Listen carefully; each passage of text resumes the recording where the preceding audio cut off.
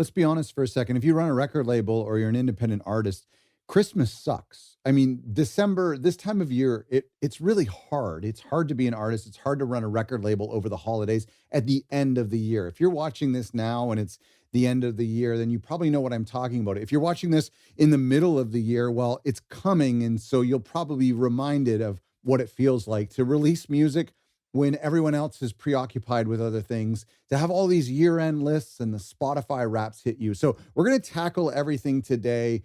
And I've got four reasons why this time of year sucks. But even better than that, I have 4 ways that you can prepare for it and that you can handle the end of the year and make things better for you and your record label. Welcome to Other Record Labels. I'm Scott. A big shout out to my friends at Vinyl Moon for sponsoring today's episode. Vinyl Moon is so cool because they are a subscription service, a vinyl subscription service. And if this is the holidays for you and you're looking for some presents, this would be an incredible gift to give somebody. It's a monthly record that they get in the mail, an incredibly curated compilation of songs from artists you've probably never heard of in an incredibly beautiful package that's created by a different artist each month. The vinyl is incredible. Absolutely. These things look amazing. In fact, the whole package that comes to your door looks amazing. So go to vinylmoon.co to show them some love because they've supported our channel and our community. So thanks to Vinyl Moon. Okay, the number one reason, well, not the number one, the first reason why this time of year sucks is Spotify Wrapped. I mean, Spotify Wrapped is really difficult, right? You know what I mean? When you get these analytics, these stats at the end of the year and everyone shares them on social media, which by the way, is like the best marketing idea ever created in mankind because Spotify gets us to promote their company for free by tapping into our insecurities.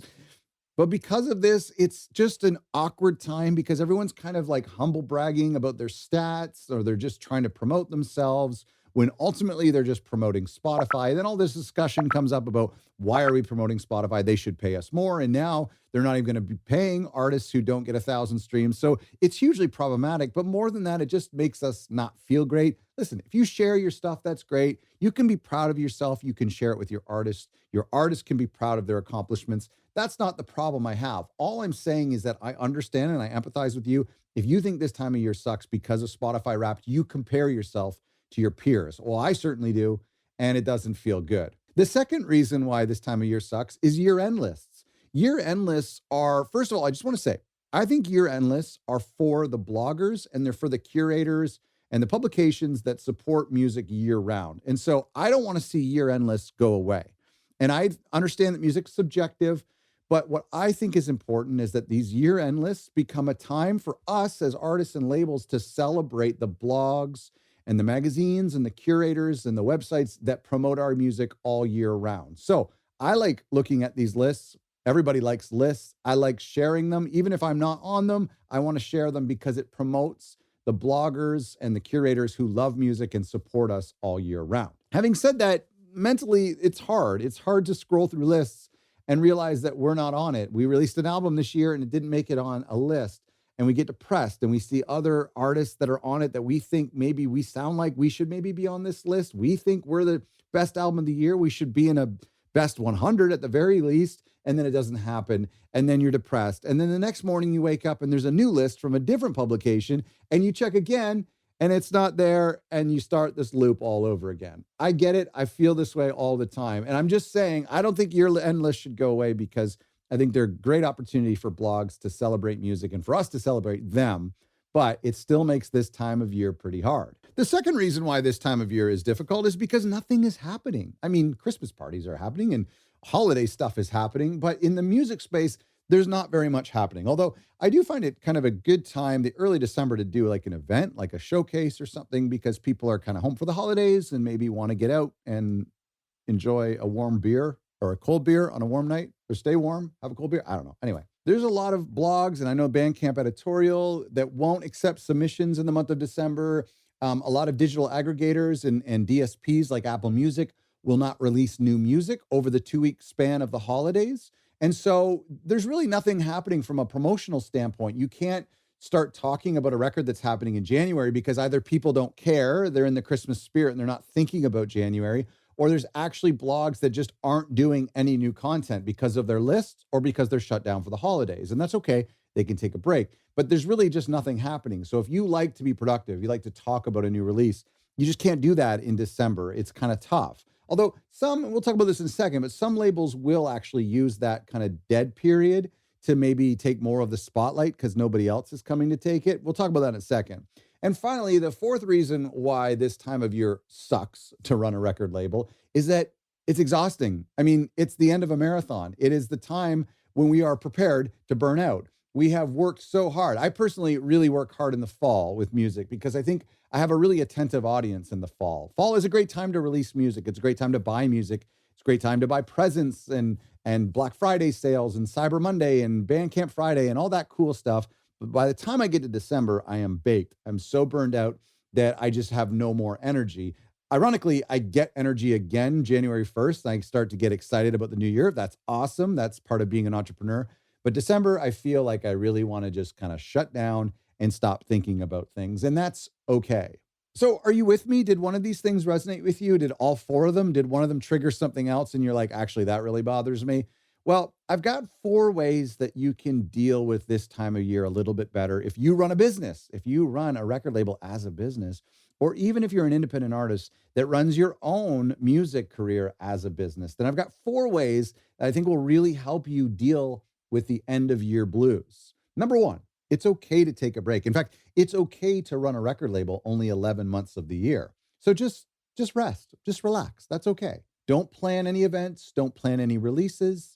You don't even have to ship records. I mean, if you get something in early December and somebody maybe you think you can get there by Christmas, maybe ship those records. But like you can put a banner on your Bandcamp or on your homepage or an email autoresponder saying that you're shut down for a couple of weeks. People will understand that. Just shut down. That's okay. Come back fresh in January. Number two, and this is my favorite one, is to plan for it. Like, this is going to happen. I don't know when you're watching this video, but if you're watching it in December, maybe set a little alert for August 31st on your phone to say, start planning for the end of the year because it's going to suck and you're going to feel like you have nothing happening. And so sit down with your team on Labor Day or just after Labor Day and say, okay, we know what we're doing this fall. We've got our releases planned for September, October. We've got a Black Friday thing happening, a Thanksgiving thing, whatever.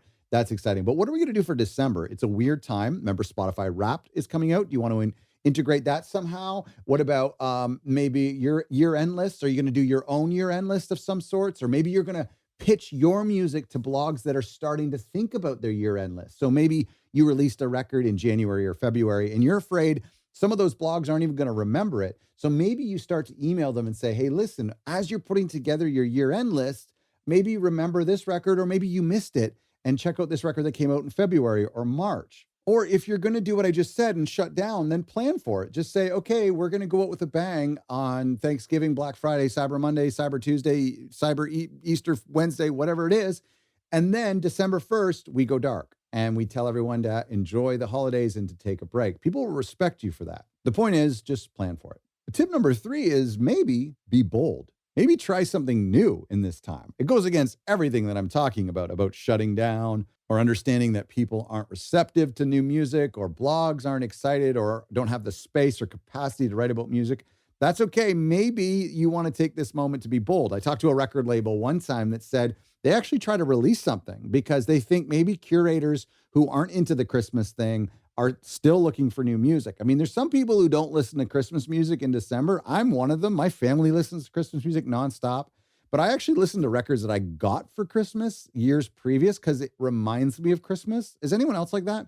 Like, I don't listen to Christmas music. I listen to music I got at Christmas. There's like a Jimmy Eat World record that is like a holiday record in my mind. It's weird like that. Anyway, you could do something bold. You could come up with a brand new product. You could come up with a brand new YouTube series or a whole new division or release a massive Christmas compilation on December 25th or a big New Year compilation that comes out the week before Christmas and New Year's. Just try something bold. I mean, you don't have to. Remember, the first tip was just shut down. But you could also do the opposite and try something really crazy because if it doesn't work, nobody noticed. And if it does work, then everyone's going to notice. Finally, number 4 is get charitable. Start to be generous. Use this entire month to live and enjoy the holiday spirit and be a generous person.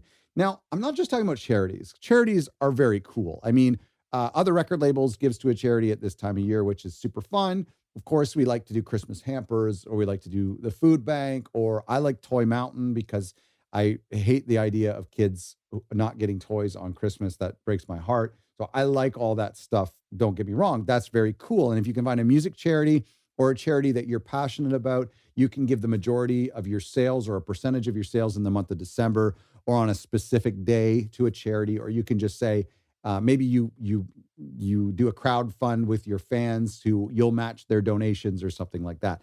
But there's other ways, there's other creative ways that you can be charitable. You can be charitable to other record labels that you admire or record labels who are your peers. What about every week of the month you dedicate to promoting a record label that isn't yours? Isn't that bizarre? I mean, nobody will expect that coming, and it'll mean a lot to that individual record label. Maybe every artist on your label picks an album that really impacted them this year, whatever their favorite album was. And every couple of days on your social media channels or on your blog or whatever, an artist gets to do a takeover and talk about their favorite album, and you tag that other artist. And it's a great way for your record label to promote other artists that aren't your own. And then your audience is like, oh, wow, they're usually talking about themselves. And now they're recommending other music that's not them. They'll really, take your word for it. They'll trust you because you're being so generous. So you can be generous, not just financially, but through promotion of people that aren't on your label. It's kind of a novel idea. And I think it'll take people by surprise. In the same way, you can use the time to send thank you notes to people who have helped you in the music industry. You can send thank you notes to your pressing plant, to your mastering engineer, or people on your team, and bless the people that work for your label. You can focus the whole month of December on your artists. And so maybe you give them gifts, you give them money, you help promote them more, promoting their livelihood, promoting their career, and promoting their art. I don't know what that looks like for you, but December or the end of year is a great time to get charitable with your record label, whatever that looks like. So I'm going to keep the notes from today's episode at otherrecordlabels.com/year end, where you can go and meditate and look on this and think, how can we be more intentional and strategic with our record label at the end of the year? A time that normally sucks to run a record label. Doing something really cool or not doing anything at all in the month of December could give us a lot of excitement and energy to start fresh in January. And I hope this helps you do that. Make sure to check out our friends Vinyl Moon. They have been so generous with supporting this podcast and helping keeping this channel and our platform free for all of you. So please go to vinylmoon.co and show them some love. You can also submit your music to them to hopefully appear on a future vinyl release. But go check them out and subscribe to them. Thanks for watching.